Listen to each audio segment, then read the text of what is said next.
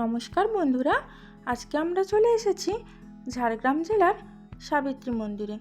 লোধাশুলি থেকে ঝাড়গ্রাম যাওয়ার পথে ঠিক রাস্তার ধারে এই মন্দিরটি পড়ে। দেওয়ালের শিল্পকলা, পুরনো দিনের ঝাড়বাতি আর লাল রঙের মেঝে বহু যুগের এই ঐতিহ্য ধরে রেখেছে। মন্দিরটি 350 বছরের উপরে পুরনো। কথিত আছে রাজা সর্বেশ্বর সিং চৌহান যুদ্ধ জয় করে ফেরার পথে এই মন্দিরটি মায়ের স্বপ্নাদেশ পেয়ে তৈরি করেন। মা এখানে আবক্ষ মূর্তিতে বিরাজমান। ঝাড়গ্রাম জেলায় পটের পুজো এই একটিই হয়।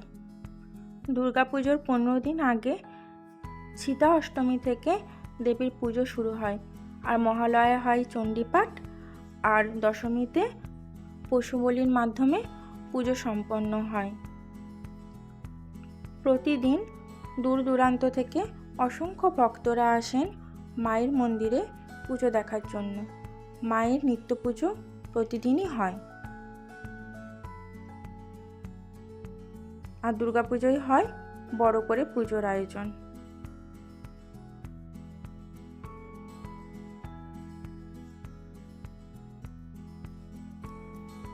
মন্দিরের প্রাচীন শিল্পকলা বহু যুগ আগেকার প্রাচীন শিল্পরীতির নিদর্শন দেয়।